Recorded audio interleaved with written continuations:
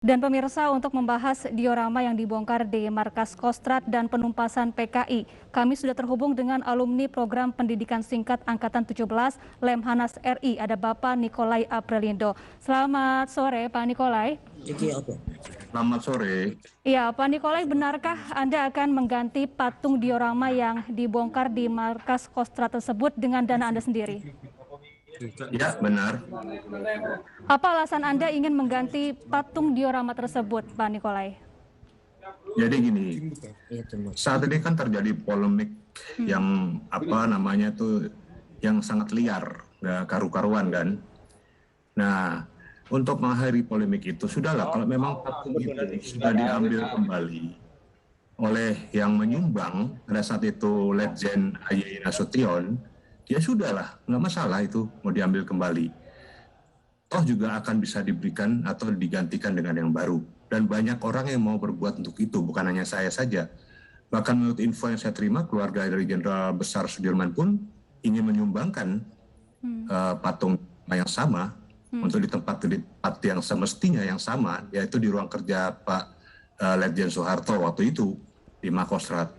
Jadi ini untuk mengakhiri segala polemik atau segala carut marut daripada berita yang sangat liar. Kemudian ada berita-berita tersusupi PKI, ada berita-berita ya macam-macam. Ini di med begitu ramai. Itu Mbak. Saat ini patung tersebut yang Anda ganti apakah sudah terpasang di Markas Kostrad, Pak? Belum. Baru akan mau saya sumbangkan apabila itu pun kita melihat perkembangan yang ada. Itu loh, Mbak. Baik.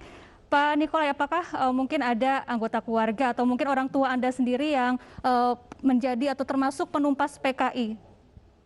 Ya, ini semua saya merasa terpanggil karena saya menjadi salah satu dari putra orang tua yang pernah ikut dalam perjuangan membela kepentingan ideologi atau dasar negara Pancasila maupun perjuangan untuk mempersatukan serta demi keutuhan NKRI dalam menumpas pemberontakan gerakan 30 September.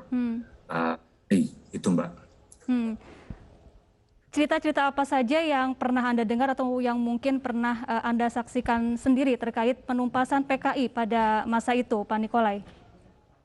Ya, ayah saya itu sebenarnya dia salah satu saksi sejarah dan pelaku sejarah, di mana ada catatan-catatan beliau, catatan buku saku beliau yang sempat saya baca, yang disimpan begitu lama dan begitu rapi dengan foto-foto yang beliau simpan, di mana waktu itu beliau ada bersama Pak Jenderal A.H. Nasution memapah Pak Jenderal A.H. Nasution ketika melepas jenazah 7 jenderal pahlawan revolusi yang akan dikukuhkan ketika itu. Pahlawan revolusi tersebut dari TNI AD, khususnya ada jenderal dan ada perwira pertama seperti itu.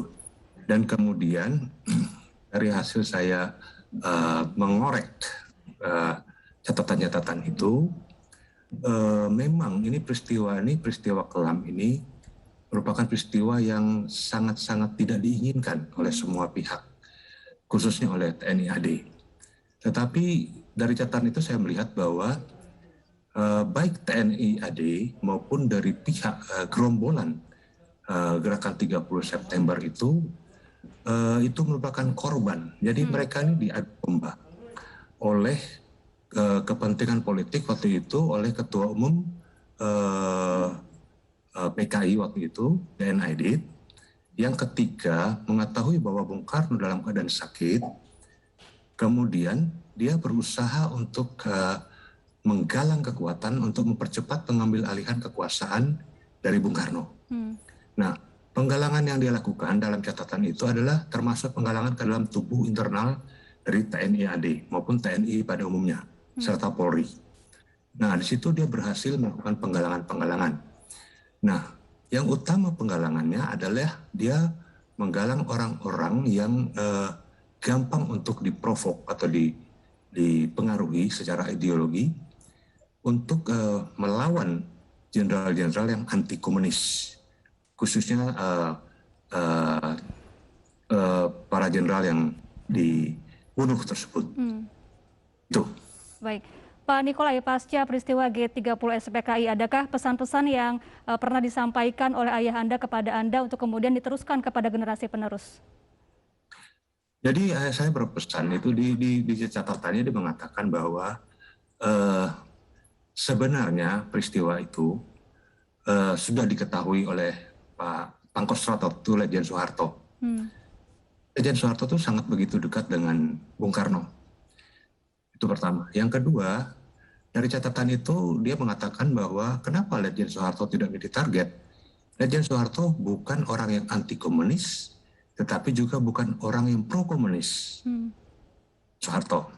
Nah, untuk itu bagaimana caranya DNIDIT ini mengetahui bahwa ada beberapa jenderal, termasuk Ahana Sution dan termasuk Ayani waktu itu, dan beberapa jenderal yang mereka ambil dan mereka bunuh itu adalah jenderal-jenderal yang betul-betul anti komunis, sehingga itu menjadi target utama dari mereka. Banyak pertanyaan kan mengapa Lejen Soeharto tidak dihabisi pada saat itu. Nah, dalam catatan itu jelas ditulis oleh ayah saya bahwa Jenderal Soeharto bukan seorang yang anti komunis, tetapi juga bukan pro komunis.